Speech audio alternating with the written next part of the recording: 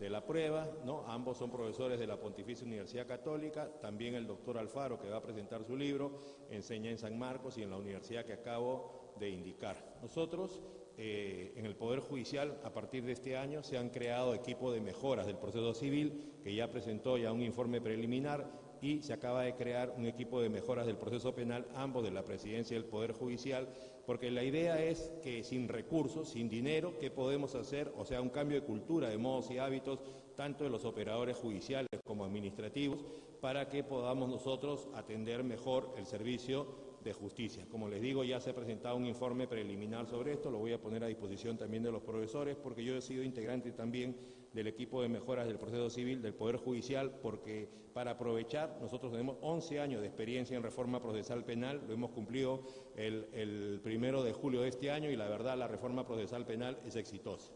No tendremos 20, porque yo siempre digo, hoy día quieren hacer una reforma de un código de enjuiciamiento criminal en España, que es de 1882, y la fuente principal es un código procesal penal de un país del sur del mundo, el del Perú. ¿Se imaginan? O sea, que en España se estén fijando en nuestro Código Procesal Penal, obviamente por las fuentes, ¿no? Código Procesal Penal Iberoamericano, el tema de las fuentes europeas continentales, España, Italia, Alemania, Francia, Portugal, pero también el caso Montesinos y 1.300 imputados, donde tuvimos que reformar el Código de Procedimientos Penales del 40 para poder investigar y juzgar altos funcionarios públicos, altos funcionarios privados por graves actos de corrupción, y todo eso nos sirvió desde diciembre del 2000 hasta julio del 2004, aproximadamente 100 reformas para ponerlo en el Código Procesal Penal 957, y por eso que en el último trimestre de diciembre del 2016, el último trimestre del 2016, se descubre el llamado caso Obredech, así que solamente se ha tenido que maquillar el tema legal, porque ya tenemos cualquier cantidad de herramientas para que eso sea así. Lo que había que hacer más bien era preparar otra vuelta, porque imagínense, ya habían pasado 17 años del caso de Fujimori y Montesinos, y por lo tanto ahora se ha estado capacitando a jueces, a fiscales, a defensores, el tema de las pericias, y por eso entonces que es muy importante que la contribución que pueda hacer esta mesa para que esta presentación del libro del profesor Luis Alfaro Valverde sea una excusa, y más bien continúen ayudándonos, nos den muchas ideas de qué más podríamos hacer sin recursos, especialmente el profesor Ramírez, que es litigante, sabe qué es lo que pasa. A veces hay algunos cuellos de botella de los propios auxiliares, que son los que pueden poner trabas, hay otros que actúan de buena fe, podrían dar un paso más y saltar, como por ejemplo, a veces para que se le entregue una copia al litigante tiene que pasar 3 puntos, cuando bastaría que el juez lo provee y se le entregue directamente a determinadas horas, y así vamos acortando. Entonces, queremos entonces darle la bienvenida también al profesor Martín Hurtado Reyes, que es profesor universitario y también es juez superior titular de Lima, y entonces vamos a empezar con esta conferencia. El doctor Higa, entonces va a hacer uso de la palabra en forma inicial. ¿Ya? ¿Cuánto tiempo va a ser, doctor? 20 minutos cada uno, esa es la manera como va a ser. Arranca el doctor Higa, después el doctor Hurtado, el doctor Ramírez, y por último la propia persona que es la presentadora del libro. Vamos a recibirlo con un fuerte aplauso a todos ellos, ¿ya?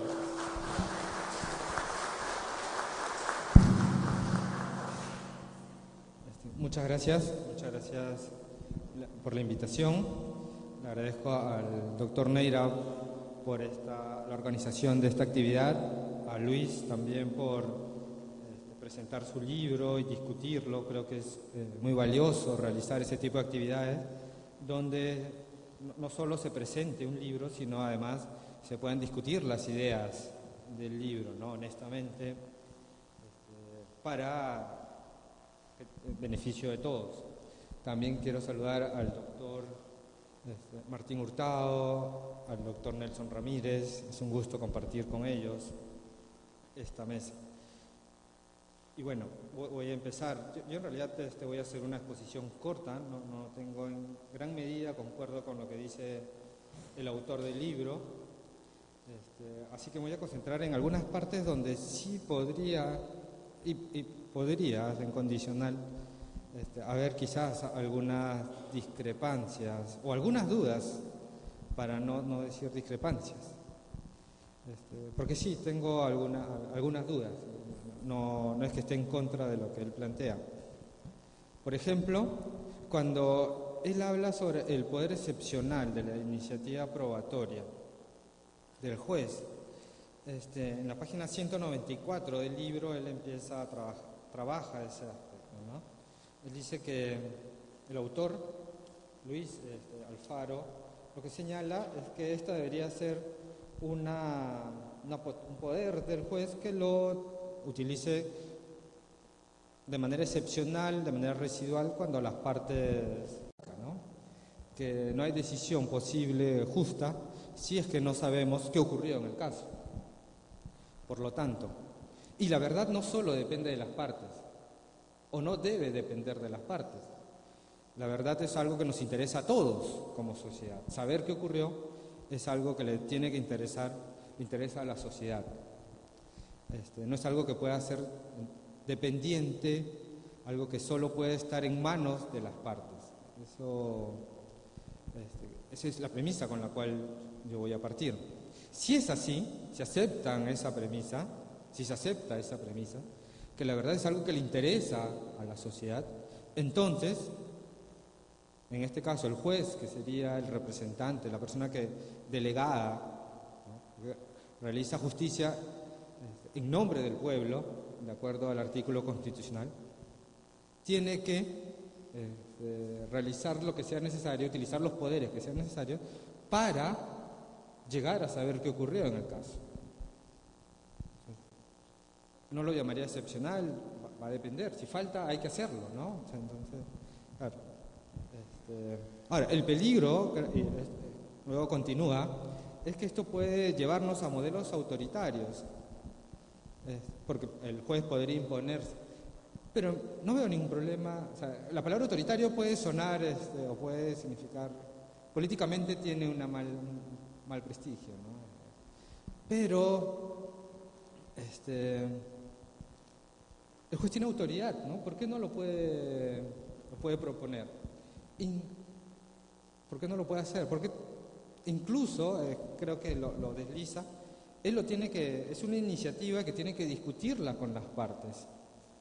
Pero si las partes dicen no queremos, o no, yo creería que el juez podría, incluso a pesar de las partes, podría plantear y pedir que se actúe una determinada prueba, ¿no? Y no vería por qué eso sería errado, siempre y cuando partamos de la premisa que la verdad nos importa y que la verdad es el valor esencial de este tipo. Pueden haber limitaciones a la verdad, pero la verdad sigue siendo el valor central sobre la cuestión fáctica, ¿no? El tercer punto, que también entraría a discutir, es que debería haber un control ex ante. Claro, como se parte de que esta es una iniciativa y que lo tendría que plantear el juez tiene que motivar, y las partes, si no están de acuerdo, podrían impugnar esta decisión. Claro, lo que él menciona es que esto sería una apelación con efecto diferido, ¿no? Suspendido y diferido. Igual se actuaría en verdad, claro, se podría plantear, la técnica no estaría tan en desacuerdo, lo podría plantear, pero debería analizarse si esta iniciativa la actuación de esta prueba fue útil o no, al momento en que ya se tiene todo el conjunto y que cuando se impugne la decisión final.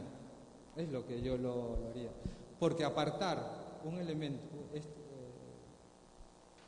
la iniciativa solo sobre un elemento, irse de manera conjunta. Luego,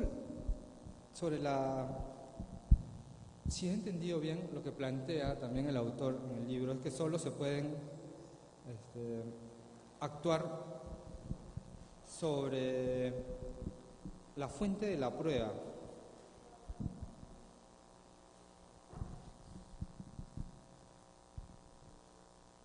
Y que serían los que las partes, los hechos y lo que estaría propuesto por las partes. No podría ir más allá de lo que está planteado por las partes.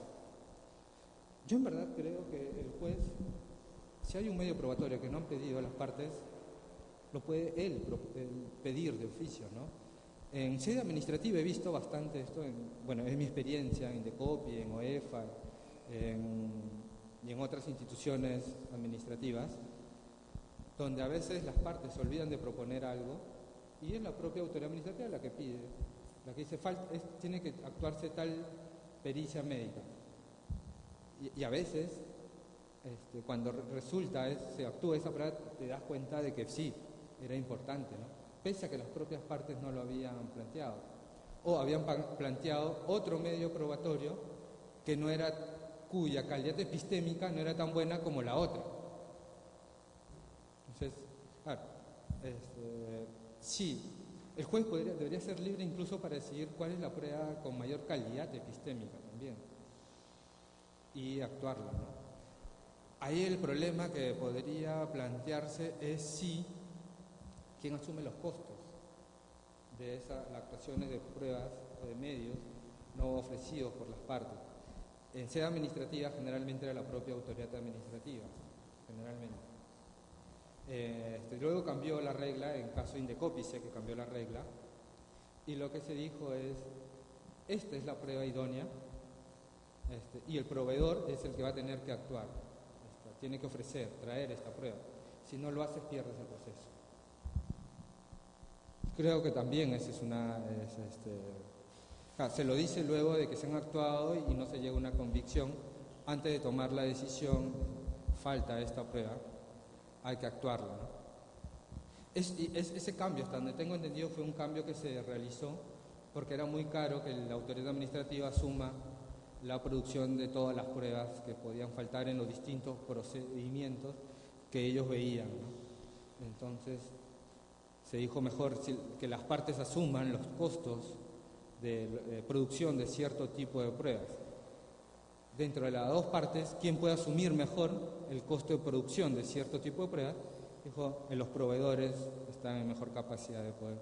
Y se le dijo que sí, ellos deberían traer esa prueba que la autoridad consideraba que era necesario o que tenía mejor calidad epistémica que las pruebas que estaban en el proceso, ¿no? Para llegar a una decisión con mucho mayor calidad. Y creo que no habría problema alguno de que se pueda actuar, esa potestad también las tengan los jueces, siempre y cuando nos interese llegar a la verdad y tomar decisiones de buena calidad, ¿no? Si eso nos interesa, entonces el juez debería poder tener ese poder. Ahí hay un tema que no abordo, que es importante también, es que la producción de pruebas y la producción y actuación de pruebas tiene un costo, ¿no? La pregunta es quién va a asumir los costos de eso y en qué momento se decide cuáles serán las pruebas que van a faltar, ¿no? Cómo se producirán y quién va a asumir ese costo. Y ya con esto voy acabando. Acá lo que hay una propuesta por parte de lógicos informales y teóricos que se dedican a la argumentación, no juristas, sino este tipo de profesores, que ellos lo que dicen es que todo debate, para que sea productivo, tiene que tener una etapa de ordenación del debate.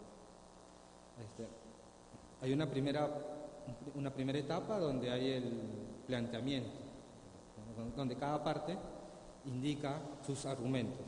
Una segunda parte donde se determina cuáles van a ser los puntos en controversia. Puntos controvertidos, cuestiones controvertidas, llamémoslos como quieran, pero hay una parte donde se tiene que determinar cuáles son las cuestiones en que las propias partes discrepan. En ese momento, a su vez, se tiene que identificar el que modera el debate o el que dirige, el director del debate, es el que tiene que indicar qué va a probar, qué se tiene que probar y quién lo va a hacer. Como primer punto. Como segundo, primero tiene que identificar cuáles son las cuestiones en discusión Lo segundo que tiene que hacer es a quién le va a tocar probar qué. Como tercer punto, tiene que indicar qué pasa si no pruebas. Otro es, ¿y cómo lo tiene que probar también? También podría ser. Claro, ordenada entonces el debate, qué es lo que tenemos que discutir, quién va a probar qué, cómo tiene que probar eso, y luego le da un tiempo para que puedan presentar ya los argumentos sobre esa parte, ¿no? Y yo creería que todo eso me parece una propuesta interesante, si bien está planteada para los debates en general, creería que varias de esas ideas pueden ser tomadas. Y creo que un juez debería tener esa capacidad de poder ordenar el debate de esa manera. Y no vería problemático que lo pueda hacer, ¿no? Siempre debe tener control, efectivamente, debería haber un control sobre eso, para que no sea arbitrario, pero sí debería tener esa capacidad de ordenación del debate y no vería ningún problema que lo pueda hacer. Serían básicamente mis planteamientos acerca de lo que planteaba Luis en su muy interesante libro La iniciativa probatoria del juez. Muchas gracias.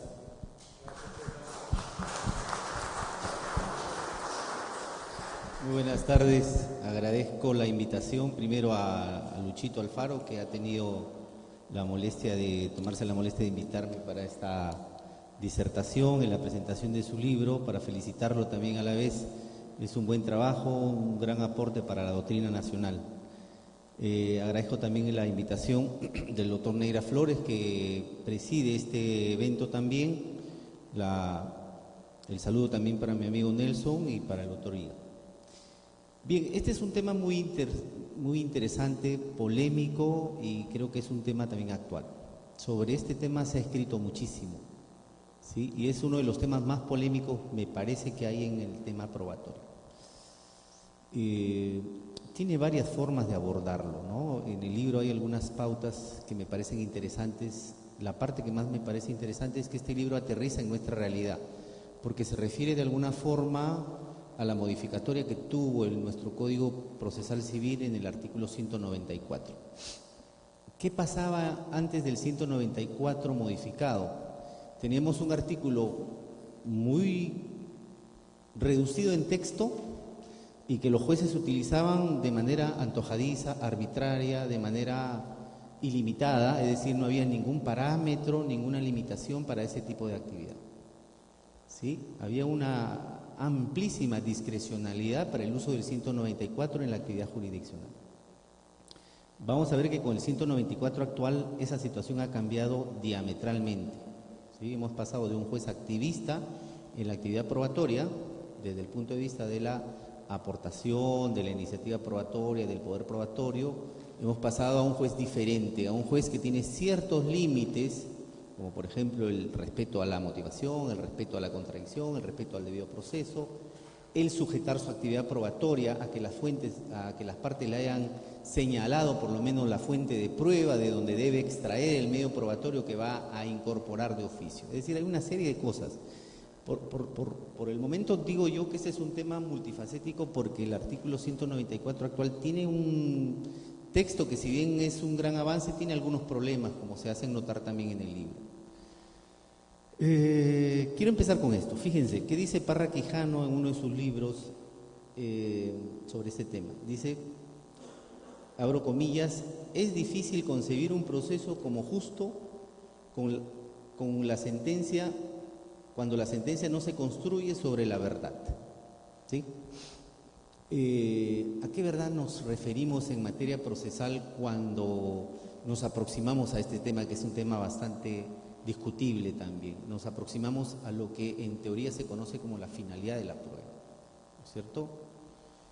¿Qué se busca con la prueba? Algunos dicen, desde el punto de vista retórico, el convencimiento del juez, ¿no es cierto? Es una especie de la búsqueda de convicción. Eso lo repite también nuestro Código Procesal Civil, y más adelante vamos a ver que es una tesis cerrada, equivocada, subjetiva, que tiene muchos problemas, porque es una tesis ya desfasada, que tiene por lo menos muchas objeciones. Y la otra tesis es la tesis de Carneluti, que está referida a la fijación de hechos, ¿cierto? La prueba tiene como finalidad que el juez fije los hechos y que en su momento oportuno los encuadre en el ordenamiento jurídico, le dé la substitución y resuelva el caso dictando reglas que generen una sentencia aplicable para resolver la situación jurídica en el caso en particular. Y el tercero es la posición que creo que tiene también algunas discrepancias, pero es una posición más actual, defendida por Tarufo, entre otros autores, que es la tesis de la verdad, ¿no es cierto? La finalidad de la actividad probatoria es determinar la veracidad de las afirmaciones, de los hechos expuestos por las partes. Claro, no todos los hechos, todos aquellos hechos que tienen que ver con la materia controvertida. Es decir, estamos hablando acá de hechos controvertidos. Entonces, cuando Parra Quijano se refiere a que no es un proceso justo aquella sentencia que se emita sin que ésta se aproxime a la verdad, nos estamos refiriendo, me parece, siguiendo las líneas de Parra Quijano, a esta tesis a la que hemos referido. La prueba en búsqueda de la verdad. Claro, no es una verdad absoluta, no es una verdad epistémica, no es una verdad incontrovertible, es la verdad que emerge del proceso, es la verdad que nace a partir de la actividad probatoria de las partes, ¿sí? No olvidemos que el juez administra, comillas, administra hechos aportados por las partes de segunda mano. Esos hechos llegan al proceso recortados, tergiversados, de repente distorsionados, etcétera, pero el juez lo recibe así. Y claro, el juez luego analiza y evalúa esos hechos aportados en el proceso y resuelve a partir de esos hechos. No olvidemos también que hay una regla muy importante en la actividad probatoria. El juez está prohibido de incorporar hechos, ¿sí? Así como el juez no puede omitir hechos trascendentales, esenciales del proceso para resolver el caso, él tampoco puede incorporar oficiosamente hechos y en consecuencia le está vedado de alguna forma la actividad probatoria, y ese es un punto central también para este tema, ¿cierto? Porque no olvidemos que desde el punto de vista garantista, el juez debe resolver con los medios de prueba aportados por las partes. Quien tenga la razón al final del proceso será aquel que pudo probar la afirmación o la negación de ese, ¿sí? El juez resuelve el caso de esta forma, ¿no es cierto? Y ahí tenemos la tesis garantista.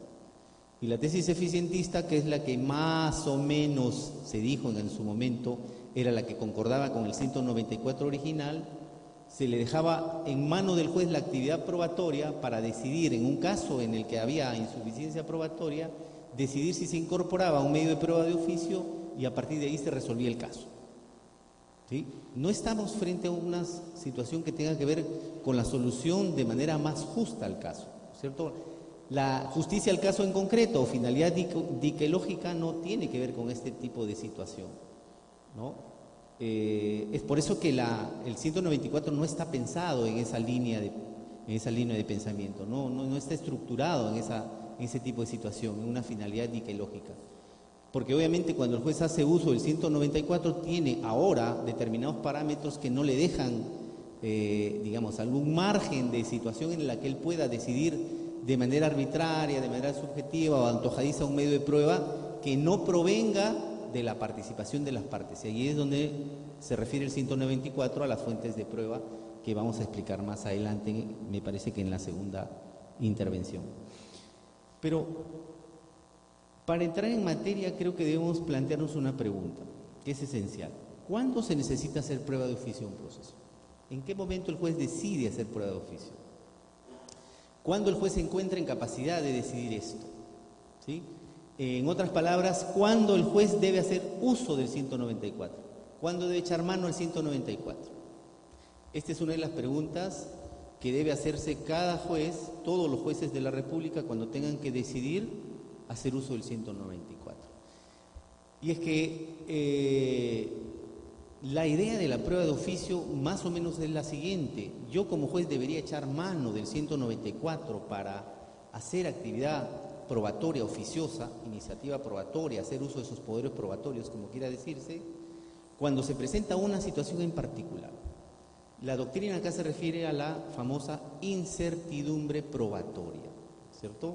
Cuando en un proceso judicial se encuentra en incertidumbre probatoria el juez, cuando ve que la prueba aportada por la parte demandante y por la parte demandada no le llevan a solucionar de manera correcta y adecuada el conflicto. La posibilidad al juez, una oportunidad de hacer actividad probatoria en situaciones específicas. Y aquí encontramos, fíjense, una disyuntiva.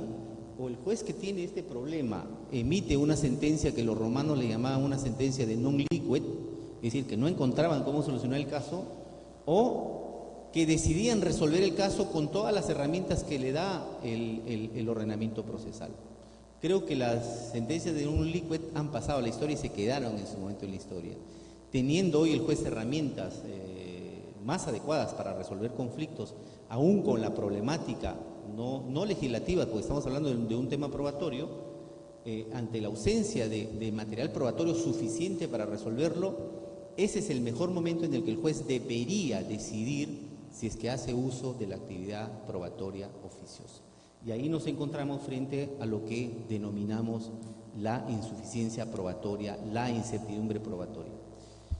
Y yo más bien sí estoy de acuerdo que esta es una situación excepcional. Me explico. Parte de la idea, también el autor, yo escribí un artículo sobre esto en Gaceta, apenas salió la modificatoria, también lo dije en su momento. ¿Cuándo entendemos que la actividad probatoria es excepcional? Obviamente, en un proceso judicial el juez no hace todos los días actividad probatoria oficiosa, ¿sí?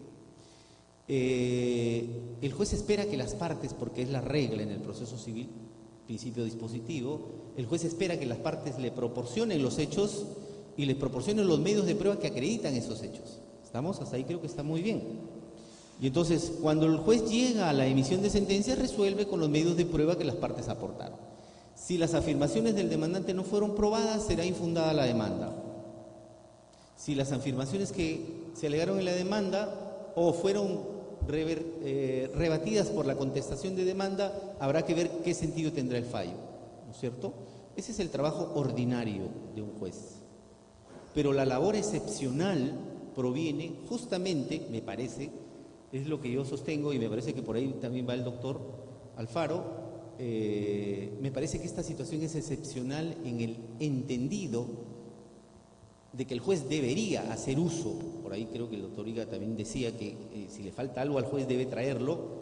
Claro, yo creo que también la idea es esa, pero con determinadas limitaciones que ya están establecidas hoy en el 194, que según mi opinión tiene algún avance con algunas situaciones que objetar, que las vamos a ver en la segunda parte de mi intervención, pero deberían estar ahí, ¿no es cierto? Entonces, recopilando esta última parte, ¿por qué es excepcional la actividad probatoria?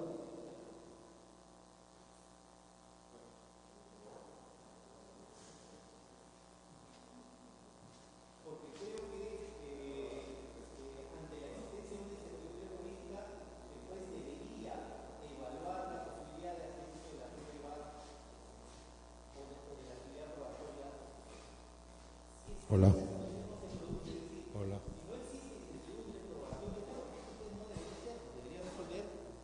Exactamente con lo que tiene, y el resultado dependerá de lo que las partes hayan aportado con los medios de prueba, ¿cierto?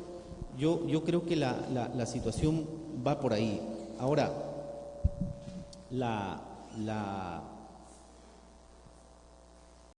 nos pueden apoyar en esto.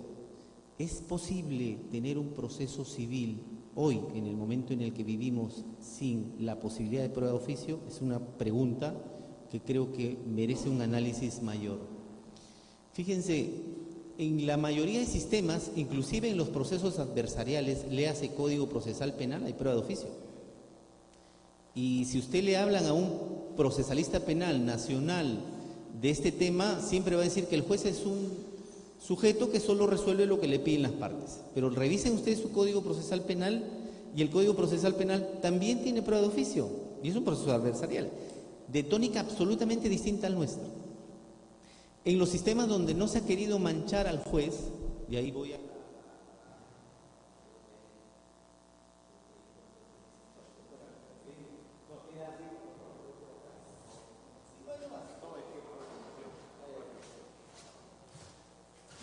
Hola.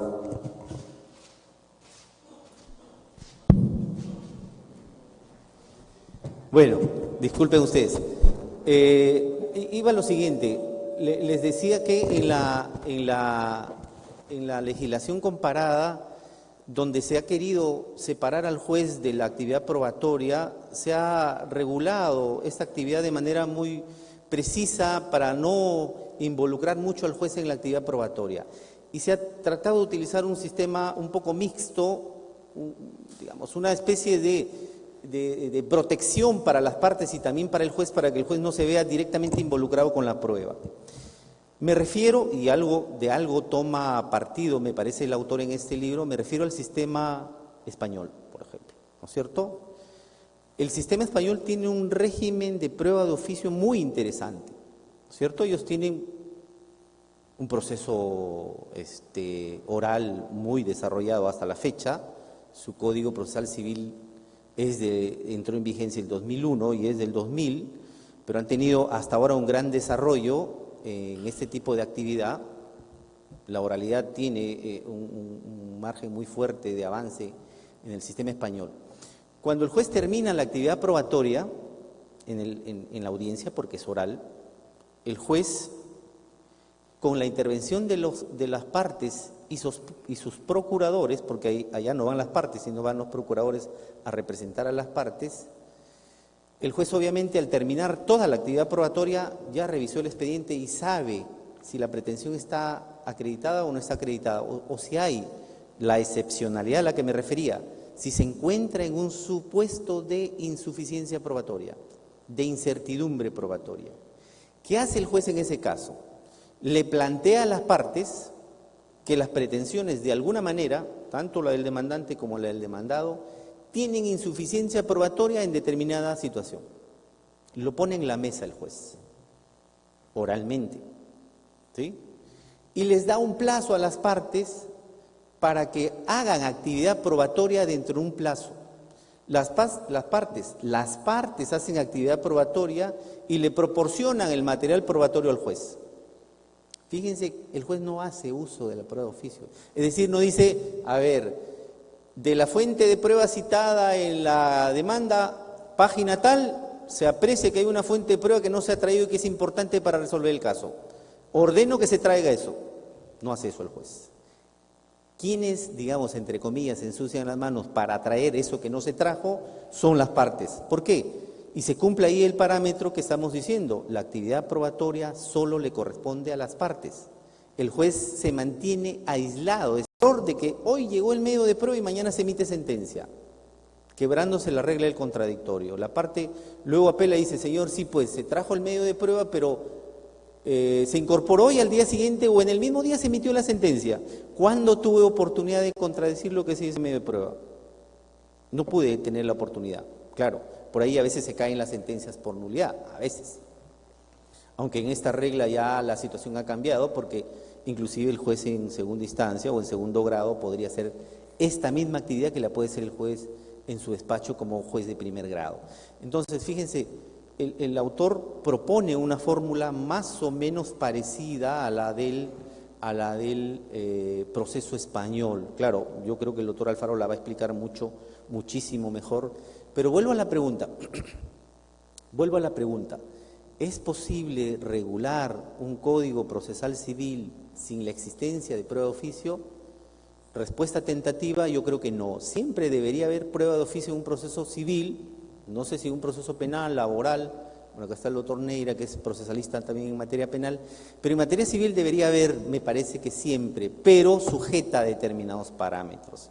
Los parámetros que deben tener la prueba de oficio, espero en el segundo bloque tener la oportunidad de desarrollar todos los parámetros que se dicen en el 194 y desarrollarlo.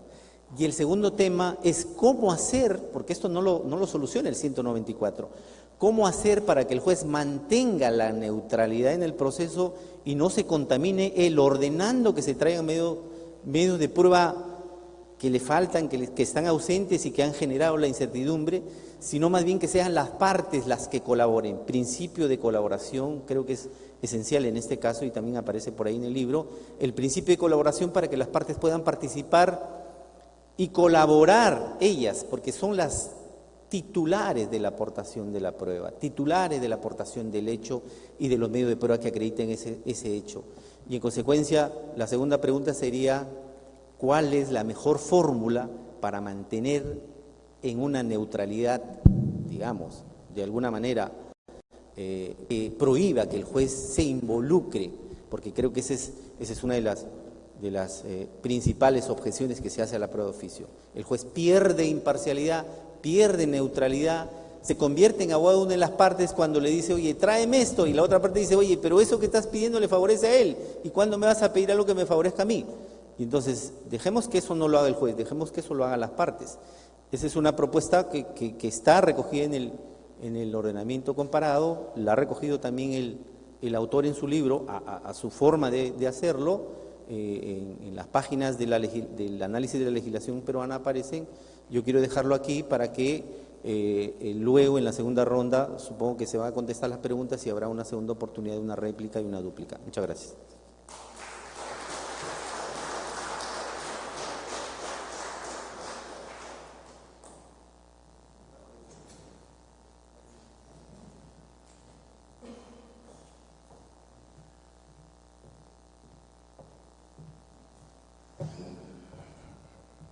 Muy buenas tardes, doctor Neira, Luis, muchas gracias por la invitación. Un libro, cuando deja huella, se termina de leer con satisfacción. Y de hecho, suelo preguntarme cada vez que termino de leer un libro, ¿qué nuevo aprendí? ¿Qué dudas me creó? ¿Qué dudas me satisfizo? En fin, todo un catálogo de ideas.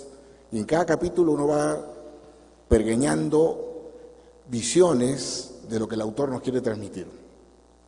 Este es un libro que en verdad me ha dejado muchas reflexiones. Por ejemplo,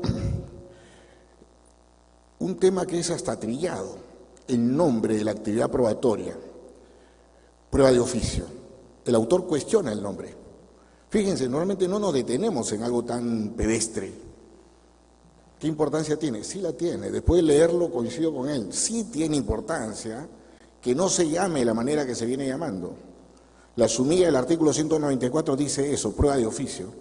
El autor propone, y bien, que esto debería denominarse iniciativa probatoria del juez, porque tiene una directriz distinta. Luego nos pasea por la historia de la institución en el derecho nacional, que es muy importante. ¿Por qué en el Perú ha existido siempre esta actividad? En el Código de 1852, los artículos 39 y 670 hablaban del tema, pero proscribía, por ejemplo, la actividad de la prueba de oficio respecto a los testigos. Luego, en el Código de 1912, ya se vuelve a hablar, se regula el tema, pero se proscriben dos tipos de pruebas, la de testigos y el juramento decisorio. Bien, y llegamos a los verbales, pero llevados al debate judicial, en caso de incumplimiento no hay forma de probarlo. Entonces todo el mundo documenta sus vinculaciones jurídicas. Pues bien, en este discurrir surge un primer gran tema que me parece vital. ¿Cuál es el objeto de la prueba en general? ¿Cuál es el objeto de la prueba? La verdad, como ya se ha mencionado durante las intervenciones anteriores, el juez debe buscar la verdad, pero la verdad, ¿es posible encontrarla? ¿La verdad absoluta? ¿No? Por ejemplo, todos miramos al sol el verano. Estamos en la playa y miramos al sol. Todos somos conscientes de que el sol está ahí. Esa es nuestra verdad. Nadie podría negar esa verdad de perogrullo, porque está frente a todos. Pero si nos pusiéramos a discutir a qué distancia está, nadie coincidiría. Y cada uno tendría una versión de verdad absolutamente subjetiva. Y si discutiéramos el tamaño del Sol, otro tema, cada uno haría una apreciación. Es el tamaño de una moneda de 20 centavos. Otros dirían, habiendo estudiado astronomía, no, es un planeta, es gigantesco.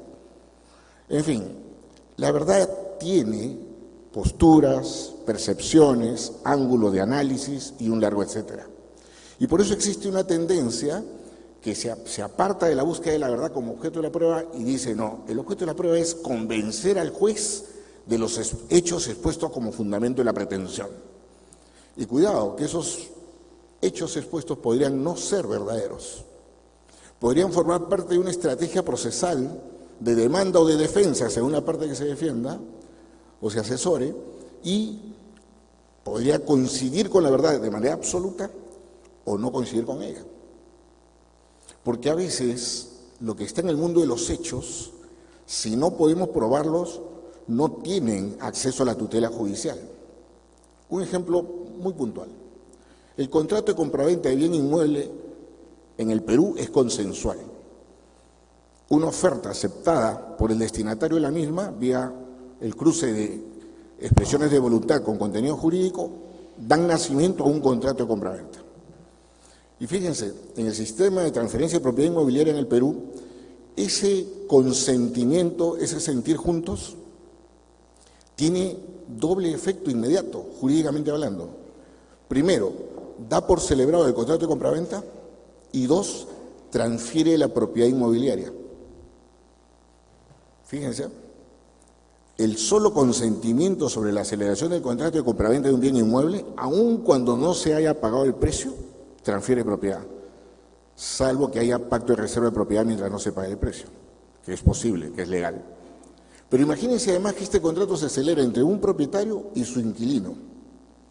Le dirijo la oferta al inquilino, lo llamo por teléfono y le digo, mire, estoy vendiendo la casa que usted ocupa, tanto, al contado, acepto. Con esa aceptación, en ese ejemplo se producen tres efectos. Se da por celebrado el contrato de compraventa, primer efecto inmediato. Segundo, se transfiere la propiedad. Y tercero, cambia el título posesorio del inquilino, lo que se denomina traditio brevi manu. Pasa de ser ocupante a título de inquilino a ser ocupante a título de propietario y por tanto deja pagar alquiler. Todo eso con un cruce de voluntades por teléfono. Pues bien, si este hecho jurídico genera algún incumplimiento y nos vemos obligados a ir a los tribunales, ¿qué creen que va a suceder ahí si no hay ninguna prueba? Ni la grabación de las llamadas, ni un documento que acredite el sentido de la oferta, si era el contado, si era el crédito, de cuánto de moneda nacional o extranjera, si había pacto de reserva o no, si había hipoteca legal o no, nada, no hay nada en el mundo documentado. ¿Quién cree que va a ganar ese proceso? Evidentemente aquel que niegue la existencia de ningún acto jurídico, porque no hay forma de probarlo. Y entonces, claramente, los hechos, los verdaderos, no se van a poder probar. Y si se tratara de decir que el objeto de la prueba es la verdad, en este ejemplo, esa verdad nunca se lograría demostrar y fracasaría el objeto del proceso y de la prueba. Por tanto, de lo que se trata es de que los hechos expuestos al juez lo convenzan. ¿Y por qué es importante esto? Desde mi punto de vista, y este es quizás un primer planteamiento al autor, yo estimo que si un código procesal considera que el objeto de la prueba es la verdad, la prueba de oficio encaja perfectamente en esa lógica, porque el juez tiene que tocar puertas en búsqueda de esa verdad, y si no le aparece clara y solemne del material probatorio del proceso, puede iniciar una actividad de oficio que complemente esa búsqueda. ¿Por qué no? Como bien decía el doctor Hurtado, ¿qué lo impediría? Pero si un sistema tiene por objeto no la verdad, sino convencer al juez, yo dificulto que se legitime la actividad probatoria de oficio. Porque si la cuestión es, esto que yo digo y esto que propongo a su despacho como acervo probatorio, no lo logra convencer, pues entonces tendrá que declarar infundada la demanda. Usted no puede buscar pruebas de oficio para autoconvencerse. Me parece que sería un contrasentido lógico. Por consiguiente, este tema necesariamente pasa por el canal de una discusión previa casi filosófica. ¿Cuál es el objeto de la prueba? Y yo debo confesar que a lo largo de mis años de estudios y de ejercicio profesional he ido variando de posición. Alguna vez creí que firmemente que el objeto de la prueba era la verdad. Por ese romanticismo del sistema, ¿no? Hay que buscar la verdad, pues finalmente el proceso justo suena a proceso que resuelve en justicia una verdad y le niega tutela a la falsedad. Pero con el transcurso de los años y las lecturas que he tenido ocasión de ver sobre esta materia, siento que sería, en verdad, una posición hasta cierto punto ingenua. La praxis nos obliga a sostener que lo que se debate en esencia es los hechos expuestos por las partes. Y esos hechos bien pueden ser falsos. De hecho, la contradicción en un proceso, por el principio de exclusión, no pueden haber dos argumentos que se oponen igualmente ciertos o verdaderos, es un principio lógico. Si alguien dice que firmó una letra que no le han pagado y el otro dice que sí, la firmó pero que ya la pagó, alguien miente, porque no pueden haber esas dos tesis ser verdaderas a la vez. O pagó o no se pagó. Quien pruebe el pago saldrá bien librado. Si no lo prueba, vencerá aquel que alega que no le han pagado. Pero eso es, en esencia, fíjense, una posición, uno de los dos está mintiendo. Uno de los dos está mintiendo al juez. Y claro, ya quizás podríamos hasta suponer si es legítimo que se le mienta a la autoridad judicial. Claro que sí, es el derecho de defensa. Tenemos derecho a guardar silencio. Y en el derecho penal eso es más marcado. No es tan sencillo suponer que la verdad se abre paso y que por tanto todo conduce a esa averiguación. Termino con una complementación de lo que dice el autor a lo largo de su obra. Dice bien que lo que hace el juez cuando actúa, cuando ejecuta su iniciativa probatoria, es el ejercicio de una facultad, no está obligado. Yo he sido juez suplente en primera y en segunda instancia, y recuerdo mucho, la única vez en mi vida, que como vocal de la Corte Superior de Lima actué una prueba de oficio, no me tembló la mano, porque estudié el caso y esas sensaciones, ese sexto sentido que la justicia suele presentar al magistrado en la soledad de su decisión final. Uno estudia el caso, se involucra con la prueba, la analiza en detalle, porque a veces en los detalles está la verdad. En la finura del detalle está la verdad. Y me tocó que una tendencia en el estudio del expediente, aquel que me dirigía a declarar, a confirmar la sentencia de primer grado, hubo un atisbo por ahí que me hizo dudar. Y decidí pedir una prueba de oficio, actuar una prueba de oficio, que se presentó. Y con esa prueba cambié absolutamente mi posición inicial por la confirmatoria y propuse la revocatoria, que fue aceptada por la sala. Me preguntaba yo después, a propósito de la lectura de este libro y con cargo de esta jornada, ¿qué motivó? ¿Cuál fue el motor emocional que hizo que yo actuara una prueba de oficio? ¿La búsqueda de la verdad? No, creo que no. ¿Generarme una autoconvicción? Me parece que tampoco. Yo me inclinaría a suponer que estoy mucho más cerca de la sensación del proceso justo que de verdades etéreas. Yo quería saber qué iba a decidir en justicia y la prueba esa me lo permitió. Yo sí creo que la prueba de oficio, más allá de la discusión que existe en la doctrina, muy polarizada en la materia, y con esto termino, que la verdad yo no alcanzo a comprender. O sea, hay una tendencia garantista que para ellos es mencionar al diablo la prueba de oficio. Dice, no, eso es quebrar la lógica del juez imparcial. No debe existir prueba de oficio en ningún sistema. Y los sistemas que la han cobijado son sistemas dictatoriales, nazistas, de la Italia de los años 40 del siglo pasado, políticamente violenta, ¿no? Entonces dicen, el código italiano, donde comenzó a hablarse de esta materia por primera vez en Europa, es un código que fue cobijado a la luz de un gobierno dictatorial. Y evidentemente ese código lleva la impronta de esa vocación dictatorial. Y por eso los jueces tienen esta actividad probatoria de oficio, que quiebra su papel de imparcialidad. La otra tendencia a la que yo me afilio sin hesitación, lo tengo muy claro, el juez debe tener esta facultad evidentemente reglada, evidentemente actuada en su oportunidad. Por ejemplo, el Código en su momento hablaba de que en cualquier momento del proceso, eso está mal, y coincidió con el autor, dice no, lo lógico es que el juez actúe en la prueba de oficio cuando esté a puertas de sentenciar, es decir, ya está estudiando el caso para resolverlo y encuentra que falta algo, que necesita ese algo y decide incorporarlo al acervo documentario, al acervo probatorio. Pero ¿qué momento es ese? El gran momento en que el juez comienza a decidir el caso, que no es una toma de posición absoluta e inmediata, es una construcción. Por consiguiente, con esas salvedades y esas protecciones, la bilateralidad y el contradictorio que debe preservarse, y que creo que, y con esto termino, tengo el honor de formar parte con el doctor Hurtado aquí presente de la Comisión de Reforma del Código Procesal Civil que venimos trabajando al día de hoy. De lo que ya hemos hablado de esta materia es precisamente mantener la institución, pero reglamentarla con una pureza, como lo llama el autor, con un contradictorio fuerte.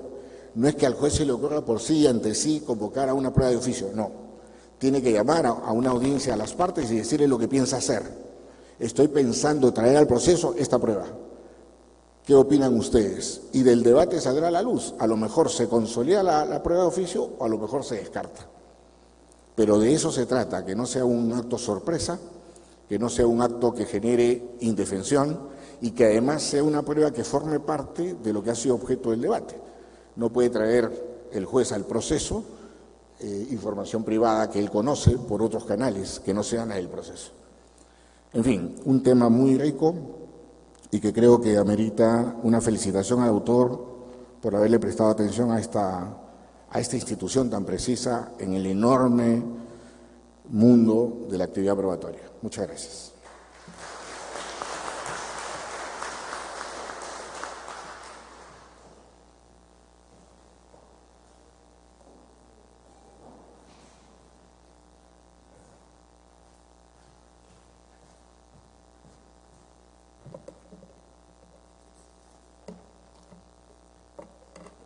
Buenas noches. Quisiera comenzar mi participación agradeciendo al doctor Neira por su invitación, por la coordinación y gestión para la presentación de la obra aquí en el Poder Judicial. También quiero agradecer a mis queridos amigos, el doctor César Higa, el doctor Martín Hurtado, el doctor Nelson Ramírez, por acompañarme en este momento importante sobre la presentación de la obra y sobre todo por dejar planteadas las cuestiones, sus preguntas. Como bien decía César, creo que estamos pocos acostumbrados en el Perú a que cada vez que se presente una obra se abra el espacio del debate, ¿no? Y creo que debemos cambiar en eso. Una presentación de una obra es ciertamente la presentación, la exposición de una serie de reflexiones sobre un tema puntual, pero que debe estar expuesto a las observaciones. No es una verdad absoluta, es reflexiones, cuestionamientos o cuestiones que deben ser analizadas detenidamente, y creo que esta es una gran oportunidad también para plantear las cuestiones. Tenemos al profesor César Higa, que es un teórico del derecho y epistemólogo también, y por tanto es la versión de la teoría del derecho para analizar esta obra. El profesor Martín Hurtado, el doctor Martín Hurtado, un magistrado de la Corte Superior, quien tiene también una manera de ver a esta institución, es decir, desde la actividad judicial. Y el doctor Nelson Ramírez, también teórico y abogado, ¿no?, conocido en nuestro medio, quien también tiene una postura desde esta posición. Y creo que han sido de algún modo expuestas aquí en esta noche. Entonces, pues difícilmente se pueden reunir estas tres personas participantes del sistema de justicia, y creo que hoy ha sido un placer escucharles y sobre todo atender a sus cuestionamientos. Dicho esto, solo voy a mencionar tres puntos importantes que creo que intenta resolver la obra y paso inmediatamente a responder algunas cuestiones que se han planteado.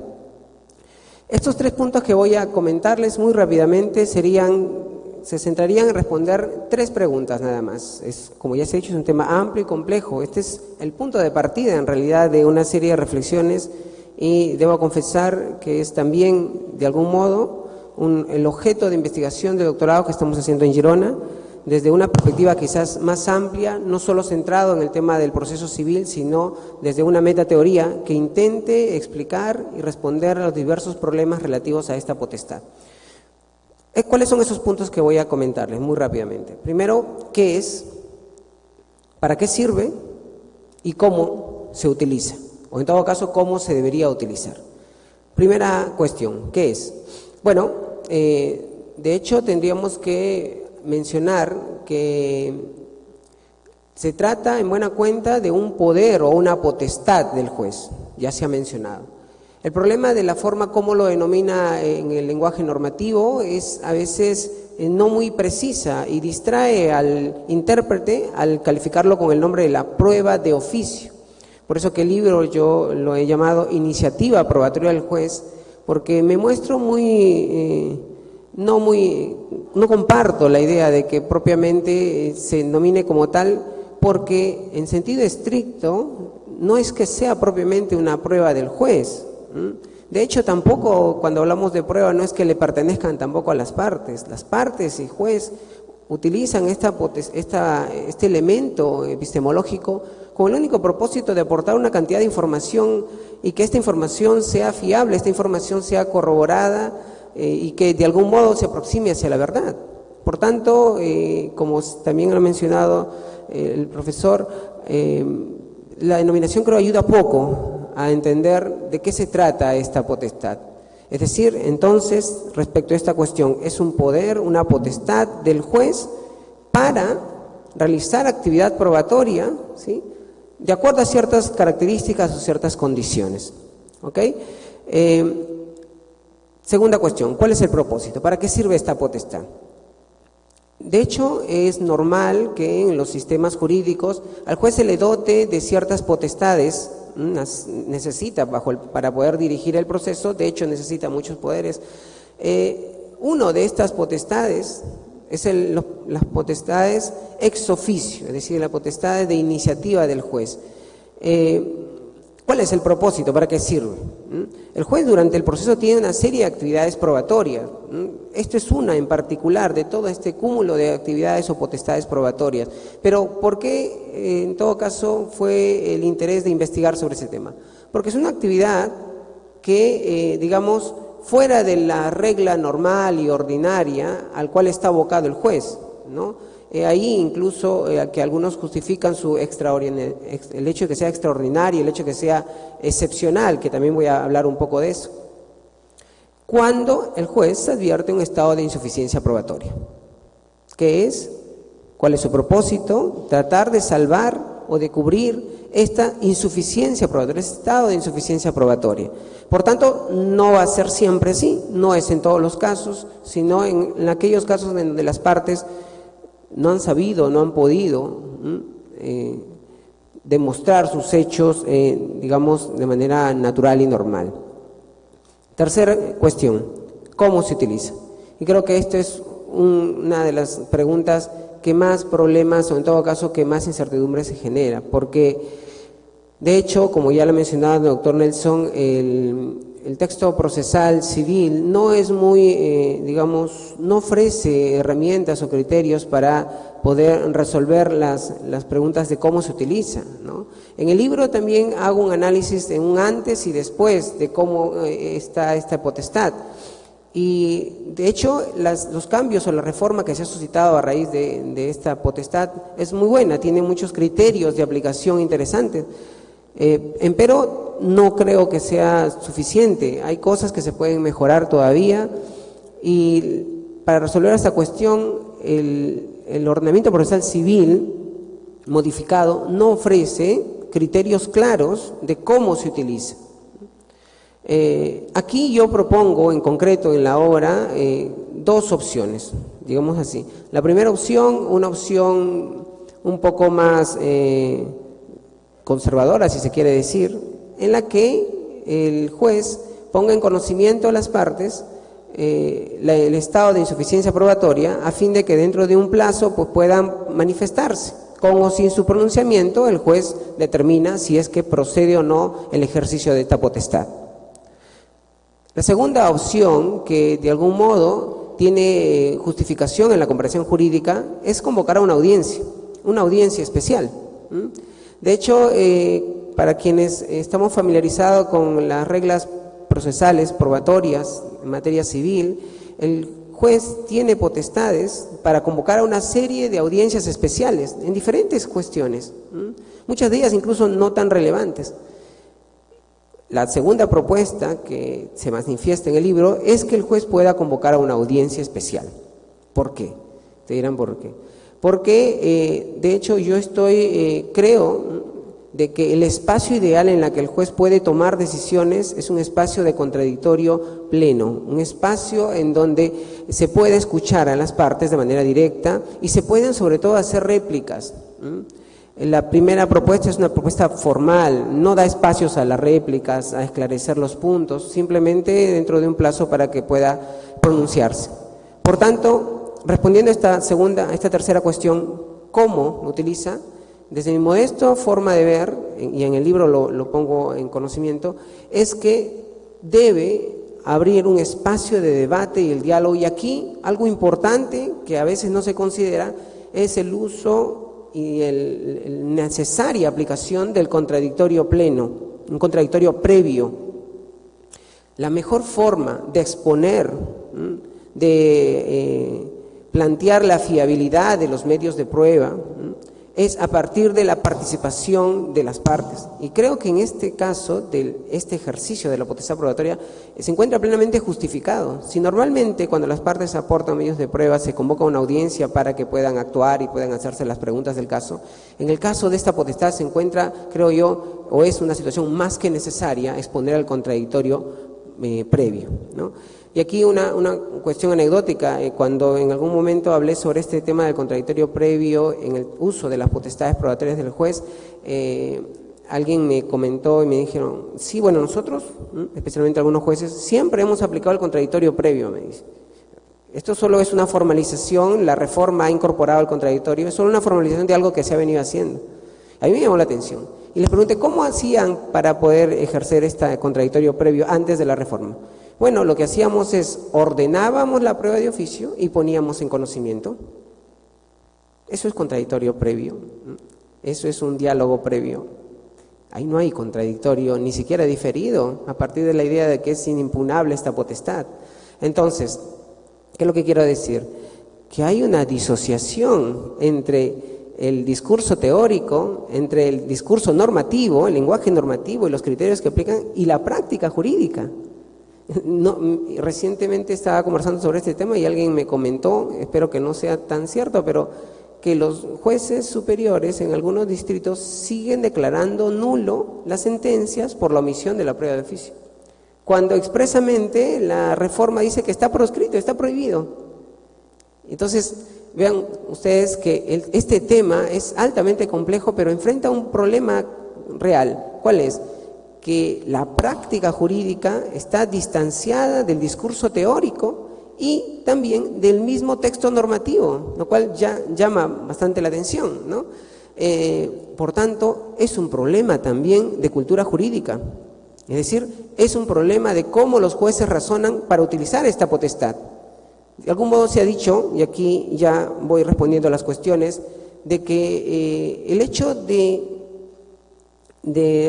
atribuirle a esta potestad el grado de excepcionalidad permite de algún modo distanciarse en que el juez pueda ser catalogado como, cuando ejerce esta potestad, como autoritario.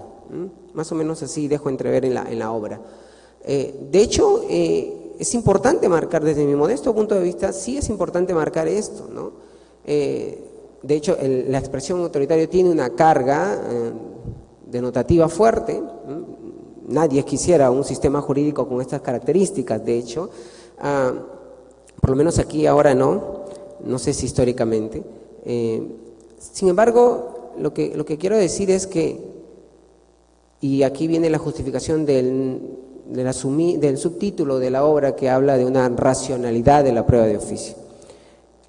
La propuesta teórica que hago en esta obra tiene como propósito que el uso de esta potestad no linde con la arbitrariedad, es decir, no esté expuesto con que el juez pueda estar tentado a utilizar esta potestad para establecer diversas situaciones que de hecho están muy lejanas a lo que se puede entender por verdad en el proceso. Hablar de racionalidad, sobre todo de la concepción racional de la prueba, supone que las decisiones del juez no estén basadas en meros aspectos subjetivos o intuitivos del juez para resolver, sino a partir de criterios de aplicación objetivos que puedan hacer y generar decisiones racionales en la medida de que estén sustentados en elementos objetivos, no intuiciones, ni percepciones, ni situaciones o estados mentales psicológicos del juez, sino a través de elementos objetivos. Entonces, ¿qué quiero decir? Que hay que trabajar sobre las cuestiones de epistemología. ¿Por qué necesariamente conecto el tema de la iniciativa probatoria del juez con la epistemología y con la racionalidad? Y aquí conecto la teoría, la práctica y la legislación. El discurso contemporáneo sobre el estudio de la prueba, una forma de aproximarse al estudio del fenómeno probatorio es desde la epistemología jurídica. Hay varios autores que actualmente vienen trabajando sobre esto, ¿no? La obra ofrece algunas propuestas de la aplicación de esto, lo que se ha convenido llamar de concepción racional de la prueba, a la potestad probatoria del juez. ¿Pero por qué es necesario esto? Porque es necesario ver a la prueba de oficio desde una perspectiva racional, porque otra vez esta disociación entre el formante teórico y la práctica jurídica es totalmente perjudicial para los justiciables. El juez no puede, de algún modo, afectar las naturales expectativas o criterios de predictibilidad que puedan tener los justiciales y los abogados al momento de una decisión. Y por tanto, las reglas probatorias deben ser herramientas que puedan facilitar los propósitos de la actividad probatoria, ¿no? El profesor Michele Tarufo dice en varias ocasiones que las reglas probatorias sobre esta potestad deben ser concebidas bajo una perspectiva de frenos y contrapesos.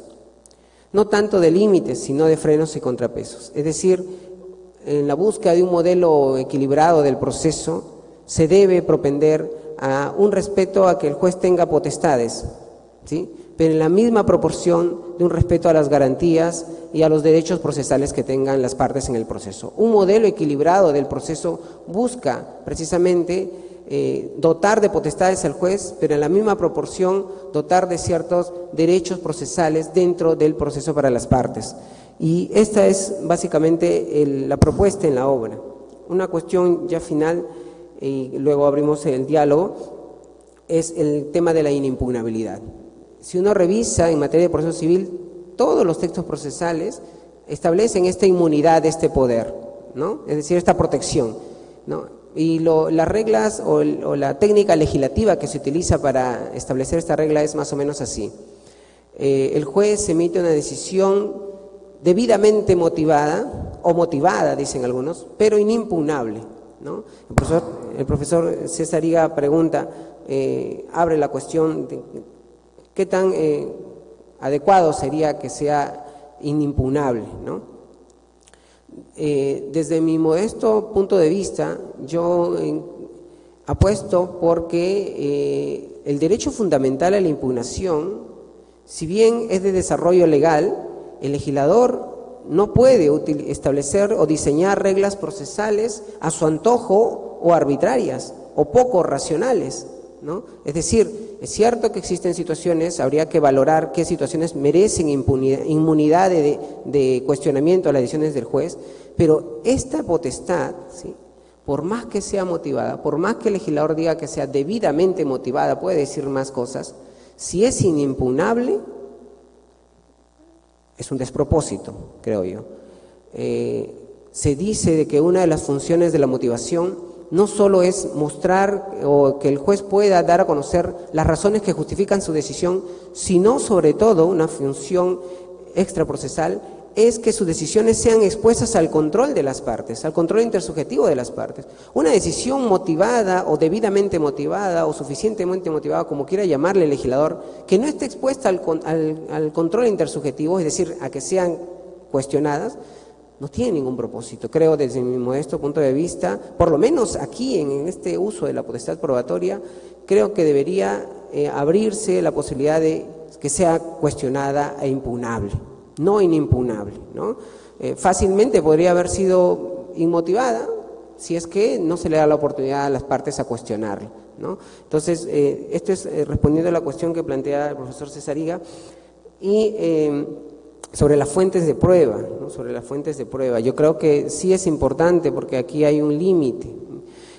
Y con esto cierro, uno de los grandes problemas de esta potestad probatoria es que los criterios de aplicación que ofrece el legislador son mínimos, son insuficientes. El problema del poder, como siempre lo digo en la oportunidad que tengo que hablar sobre este tema, es el problema de sus límites, ¿sí? El problema del poder no es en sí un problema, es necesario que el juez tenga potestades para conducir el proceso, pero estas potestades deben establecerse bajo ciertos parámetros. Entonces, uno de los parámetros es esta fuente de prueba. Si algún aspecto es criticado en torno a esta potestad, es el tema de que pueda afectar la imparcialidad del juez. Esto es muy común encontrar en la literatura procesal. El uso de las potestades probatorias del juez afecta directamente a la imparcialidad, se dice o dicen algunos, ¿no?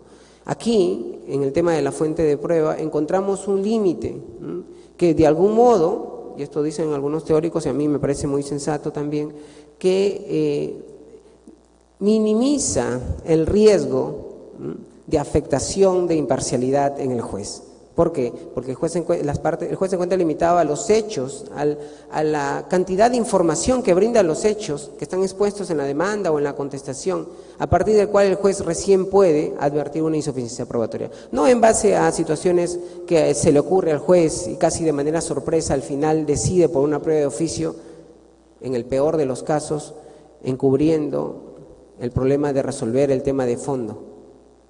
En la práctica jurídica a veces también se puede ver que esta potestad probatoria se utiliza como una forma de encubrir los problemas de resolver las cuestiones de mérito, de fondo, y se dice, pues vamos a buscar alguna insuficiencia probatoria para que pueda dilatarse a veces el proceso. Y esto justamente es uno de los problemas que intenta resolver esta obra, y espero que cuando lo puedan leer, lo puedan revisar, sea de su agrado y sobre todo se planteen las cuestiones o las dudas, que es el punto de inicio para comenzar a investigar. Este es el punto de inicio, esta obra, y espero que pueda generar o abrir más espacios de investigación, porque no está terminado.